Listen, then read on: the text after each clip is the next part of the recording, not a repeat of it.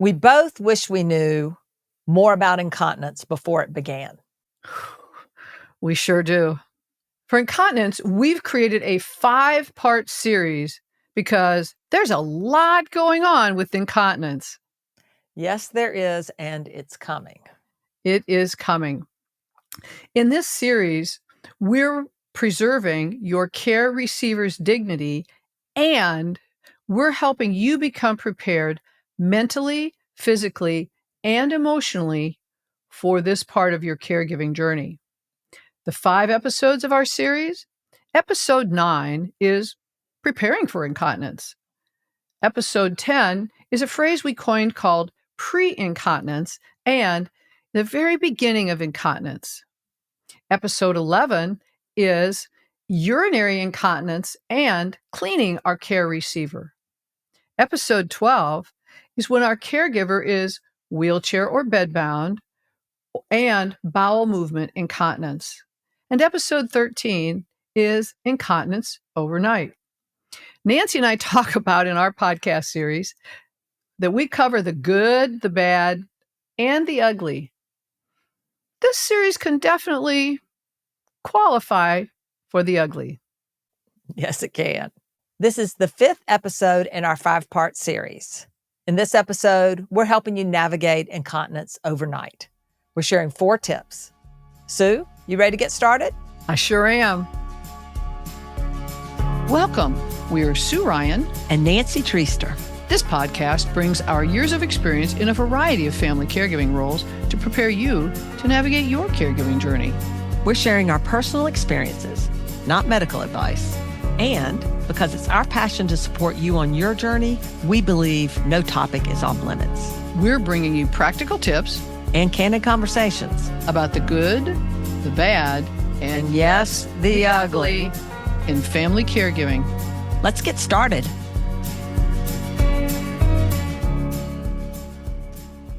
Between getting to the bathroom in time and finding the toilet, managing incontinence can be a lot of hit or miss, and especially overnight. So we're suggesting ways to minimize the challenges with incontinence overnight, which is going to happen.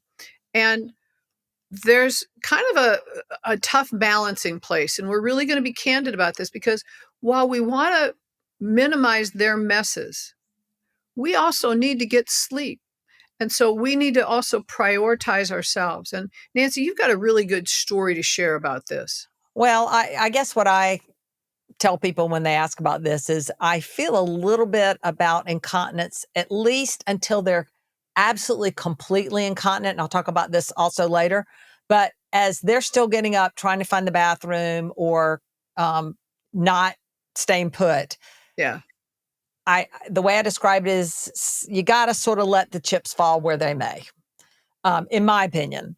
So, this is the point in time where, we'll talk a little bit about more of that later. Not everyone's sleeping in the same room with their care receiver. And you do need to know what's happening or be available and able to glance and see what's happening. But you don't need to take care of everything that happens overnight. There are going to be plenty of accidents. You just need to be ready the next morning to deal with whatever happened during the night. Yeah. And part of that is also going to end up being, it's an inflection point. It's really, really an important inflection point for whether or not this is something that you have the capacity to do. You've had a very, very full day caring for your loved one. And now you know that they're going to most likely get up at some point in time during the night. They've got to be able to get to the bathroom and back safely. You may or may not still be sleeping in the same room with them. So you're kind of on edge. I mean, for years, I was on edge. And Nancy, you brought in cameras. I mean, but you're getting up at night. And so there's a lot of opportunity for us to be missing sleep, valuable sleep at night. And one of the things that's really helpful here is to make sure that you reach out to somebody, reach out to us, reach out to your support community, talk to your family about it. And if you're a family member of a caregiver and you ask them, how are you getting sleep at night? Are you getting enough rest? So make sure, we get asked a lot by family members of the caregiver and care receiver, how can we help? What can we do? Especially this is one of the areas where you can really lean in to help. It may be an inflection point for getting help in at night so you can get sleep. It also could be an inflection point for maybe it's time that they go to a care community because this is too much for you to be able to do. You're not getting valuable rest. So, is there anything else you'd like to add on with that, Nancy? Well, I think it by default can be very stressful because you don't know what you're going to, if you allow yourself to sleep during the night, you don't know what you're going to wake up to. And in the wandering episode, we talk about at night, you should be at this point minimizing the areas at night that your loved one can go to. They need access to a bedroom and a bathroom. Yep. And if it's an ensuite, you need to be keeping them in the bedroom and the bathroom. And if they have access to a bathroom that's down the hall, you want to minimize the number of places they can go except for to the bathroom. So in episode 4, which was an episode on wandering, we talk about making the bathroom easy to find. And in episode 10, which is on incontinence, making the bathroom easy to find. Either way, if you're not getting up with them in the middle of the night, and they're still getting up looking for the bathroom, you can't manage things 24/7. Give yourself some grace, but you're going to wake up often to a mess. And that's stressful. It's the net. It is, and they didn't mean to do that. I mean, they don't want to do it. They're not trying to. That's a very good point. You got to give everybody some grace, yourself and them included. There's nothing valuable about getting mad at them for whatever mess happened during the night. You only take a very difficult situation and an embarrassment and a shame and frustration on their part. You make it worse. We're really trying here to maintain their dignity every step of the way, and getting upset the first thing in the morning because there's poop on the floor doesn't help anybody. Yeah. Now, it's stressful for you because you got to clean poop up off the floor. So, that's unfortunately part of what first thing in the morning, you're cleaning poop up off the floor. So, and you probably didn't get enough sleep at night. So you're waking up a little bit tired. Yes. And this is one of the first things you're going to be doing. And so, and it's reasonable that this can be overwhelming. Yes. So be prepared. Now, good news is most people don't have a bowel movement at night. So that's not a very common thing. Urine off the floor, especially at the beginning, not so uncommon, sadly. All right. So anyway, at this point in my situation, my husband and I were not sleeping in the same room. And there's some reasons for that. In addition to incontinence, a lot of people with dementia get restless at night and get up and walk around a lot at night. And you can't get sleep while that's happening either. But I did install cameras, and I installed cameras where I can see on an app on my phone what's happening. So I do use those on a regular basis now as well. So just if you hear noises and hear things going on, you want to be able to keep an eye on things if you possibly can without having to get out of your bed. All right, enough about how hard it's going to be, Sue. Let's talk about tip 1. How do you feel about that? All right. Tip 1 is transitioning to nighttime underwear. And as a restatement, we don't want to use the word diapers, and we don't want to use the word pull-ups. These are types of underwear, different types of underwear. And in the early stages of incontinence, really the problem is them getting to the toilet fast enough. So many people go straight to the Depend-like product for the extra absorbency. So they don't even use the washable underwear. They'll use those during the day. But at night, they just go straight to the Depend-like underwear. So whatever your transition is, you're going to want something more absorbent than during the day, because it's going to be a longer period of time, hopefully because you're going to be sleeping and on. So a little bit about my background with my husband with this. Right after he was diagnosed, I brought it up to him and I said, honey, there's going to be a day when you're incontinent and you're not going to be able to get to the bathroom on time. And I want to make sure that while you can still tell me what's comfortable and not comfortable, that we try some of these products out and figure out when it's that time what I can be having you wear that you're going to be comfortable with. And he was actually okay with that. I mean, it's kind of like it was one of those reality things of, wow, it's, Mhm. it's really kind of right here. But, like when you've got, no ability to have the conversation, here's what so by the time that was about time, and you could kind of tell he wasn't able to really communicate about it. We'd had a few accidents. So what I started doing is over the course of a week, I started replacing his underwear with the Depend, and I would do it every other day. And I would just say, honey, it's in the laundry. And so I only had one pair of underwear in his underwear drawer a day, and be like, honey, I'm doing the laundry. And it was either the Depend or the regular underwear. Well, after a week, it was just solid with the Depend, and then I filled it all back up with the Depend, and that was pretty good. Now, the challenge I had is he was used to putting on his underwear in the morning and wearing it for the day, and he did not want to put on a clean pair of underwear before he went to bed. He usually took them off when he went to bed. Mhm, So mhm, that was a little bit of an adjustment. So you mhm, can start that process earlier. mhm. I hadn't anticipated there was going to be that much of it. So you can, start because some of the things we did start early. But anyway, that could be one of the things. But it was like a week when we adjusted, and he was just full into it. So it didn't take. And so that it's a very good point, because a lot of people don't wear underwear under their pajamas. No. So, for example, like my mother convinced my dad that he had to wear nighttime underwear, and he, looked at her kind of funny, but he did it, and that was the end of that discussion. And it was depend. But same with my husband; he didn't wear nighttime underwear, and so we did start with the.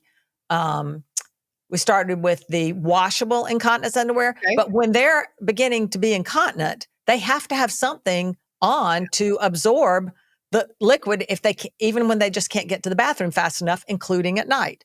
Right. So, you really have to transition them into some kind of nighttime underwear, whether, and however you get it done, but it needs to be, they have to wear something underneath their pajamas. Yeah. Yeah. And you're also going to be, and you're going to be talking about this, you also have to be protecting the bed. Right. Which actually is tip 2. Yep. Well, there you go. There you go. We ready to talk about tip 2? Let's go right to tip 2. So tip 2 is to protect the mattress. And that's because there's going to be accidents that happen. Some of them happen in the bed. Some of them happen on the way to the bathroom. And it's going to become closer and closer. It's going to be less and less on the way to the bathroom and more around the bed. Yeah. So the bed itself needs to be protected. And Sue and I both had the same experience, where the best waterproof mattress cover that we both found was the allergy proof mattress bags. And they say they're waterproof as well. And they are. And they are. Most of the rest of the mattress covers that say they're waterproof, they might be waterproof if you're 2. But they're not waterproof for a grown adult who might completely go to the bathroom in the bed. And both my father and my husband both. So I think sometimes men just think that they're, in the bathroom. And so they push their Depend aside and they literally go in the bed. And Yeah. you can't, that's not, even a regular waterproof mattress cover is not absorbing all that. No. And they also do that in their sleep. I Well, there learned you go. I mean, they're doing it they do probably that in while their they're sleep. So they're not awake doing it. They got to go. Exactly. Now, just recently, Sue and I heard about a product called Peelaways at peelaways.com. And they are waterproof covers that you put on that go onto a fitted mattress sheet, and you Yep. literally peel away a dirty top. And then you've got another layer underneath. And I think the ones for a regular size bed had like 5 layers on them. I can't wait to try them, honestly, because it's not always even just, it's not every time is it going to be a complete urine mess. It might just be a little bit of urine. Right. And then the same sometimes with bowel movements. If my husband gets up in the middle of the night and has a bowel movement and gets back in the bed, it's not a complete disaster, but there's definitely stool on the sheet. Sure. So I can't wait to try those. That's going to be very interesting. Yeah. Well, Multiple that helps. layers, whatever it is, you want multiple layers, because you're going to need to massively protect the mattress. I have 2 layers of mattress covers, and then there's loose mattress covers that aren't necessarily fitted that I have even in between the 2 layers of mattress covers. Some days we take one mattress cover off and wash it. Some days it's the mattress cover and the loose one in between. And some days it's all 3 Right. of those. Rarely do I have to take the whole mattress bag off, but I've had to do that once as well, which just gotten all the way to the side of the mattress bag.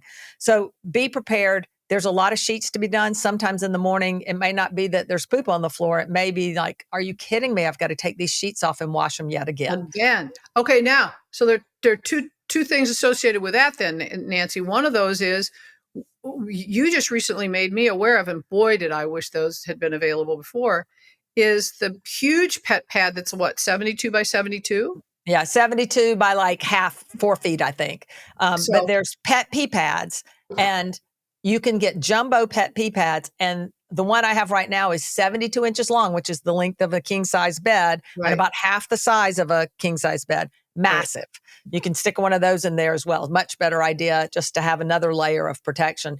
I keep those next to the bed as well, because at night, the not going completely all the time in the depend definitely gets minimized. There's not as much walking around the room going in the wrong place, but there is some standing up and going next to the bed. We're down to one spot. And so I keep a jumbo pet pee pad in that one spot as well. Right. And another tip that's really helpful with that is, especially if you've got a king bed, is making it 2 twin beds. So take for the mat. So, do you want to share a little bit about that, Nancy? Yeah, that's a very good point. When you have to get up and change, all of your bedding needs to be washable, including your comforter. Everything needs to be washable, and you need probably 2 of all of it. Everything needs to be washable. So if you don't have a washable comforter or bedspread, that needs to go. You need something washable.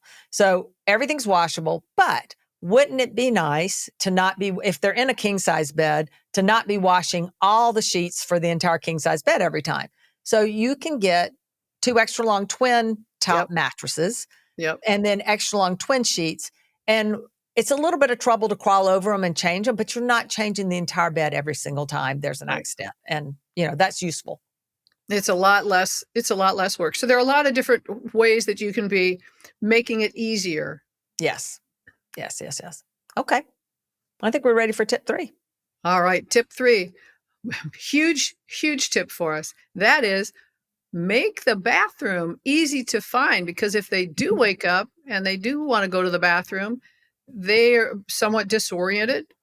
One of the things that happens with the dementia is both their depth perception and their vision change. We don't know how clear their vision actually is necessarily. And even if they're, the eye test shows it's pretty good, what happens with their depth perception is that shadows become very challenging. You'll probably notice this with your loved one, is that when they're around shadows, they can't necessarily tell if that's a person or something else or something in the way. So we call it making it a beacon. You want to make it so easy to find the bathroom that they pretty hard to miss. So there are a couple things that you do. One is you leave a light on in the bathroom. You may leave, we live in Florida, and so there's the where the bed is. Then there's a hallway that has the 2 little closets with the folding doors, and then there's the bathroom. And so there's a light that lights up that little hallway. So I would leave that on. I would leave the lights on into the bathroom to where the bathroom. I would took everything away that could be distracting to them, so that there was nothing. When he got in there, he wasn't confused, and he didn't also grab something that was not appropriate for him to grab. So no glass. There was nothing there. There were no products that were harmful or anything like that. But make it really have the light going. Make it a beacon so it's easier for them to be able to get there.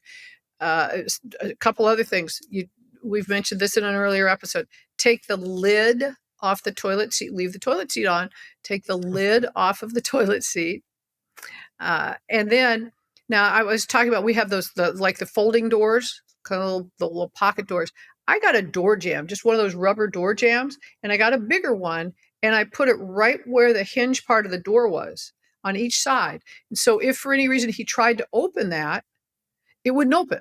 So I did that. And then for the doors, because again, if you got the bathroom that's right there, you want to have the child-proof door lock, or another way where they can't get out of the bedroom. You want to make sure that because if you do fall asleep, you don't want them to be able to get out.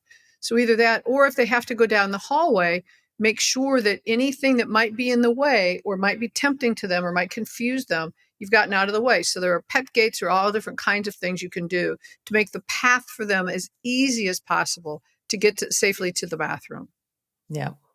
Good tip and critical. We talk about it multiple times. So this is a big part of your journey. Now, eventually, moving on to tip 4, Well, eventually. you know what, Nancy, I want to make one other point with tip 3 that I just now thought of.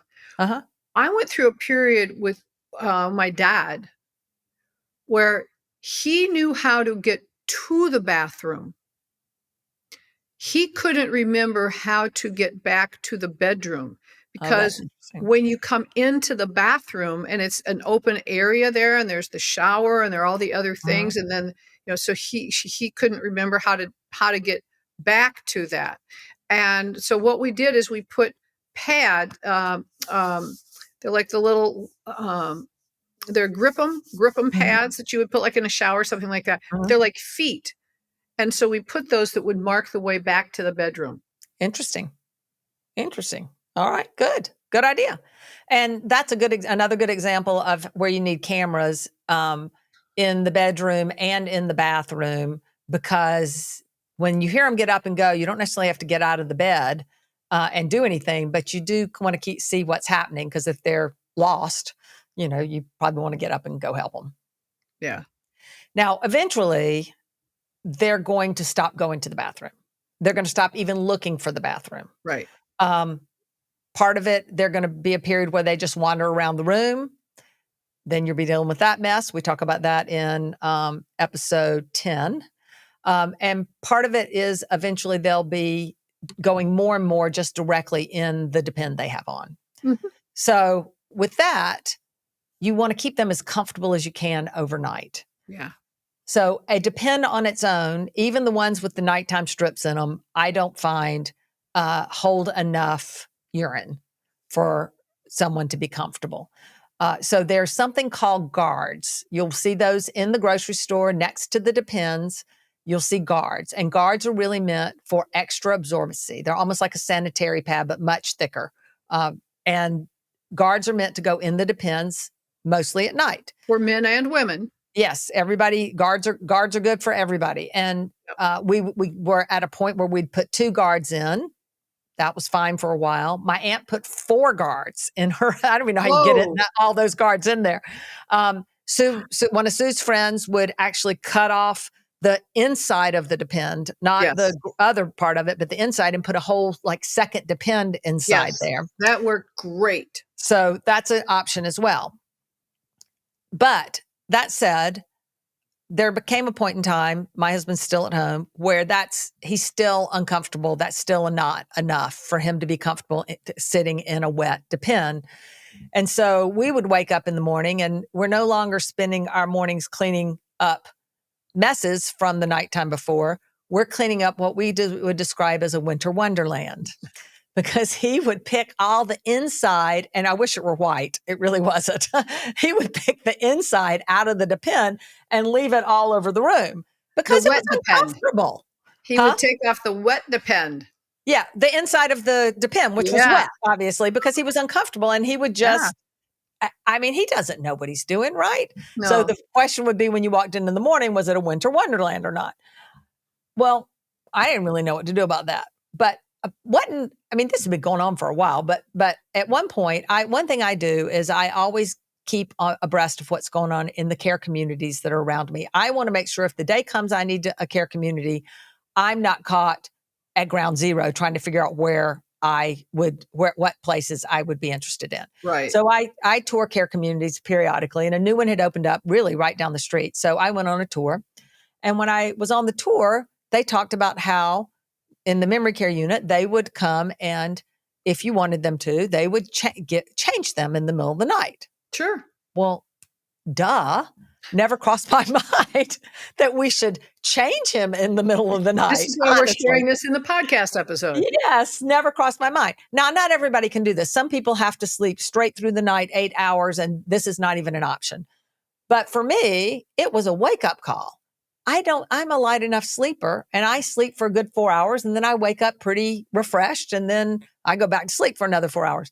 Well, guess what I do now when I wake up in the middle? I go down, I change his depend, I go back to bed, he goes back to bed. The winter wonderland is gone. I know he's more comfortable, and honestly, it's a pretty easy process for me.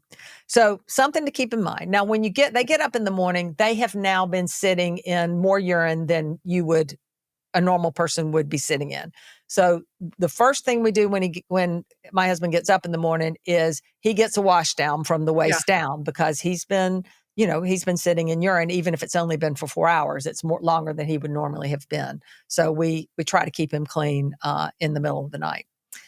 And then we deal with whatever bedding challenges we have. Those, I will say, the longer this goes on, the later stage dementia we're in, the less accidents and bedding challenges we have overall.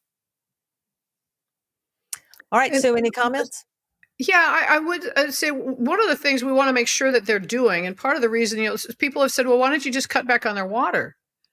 And it's so important for us not. They really, really, really need to stay hydrated. And, it's for us and for them, measuring out that water throughout the day and making sure they get it is great.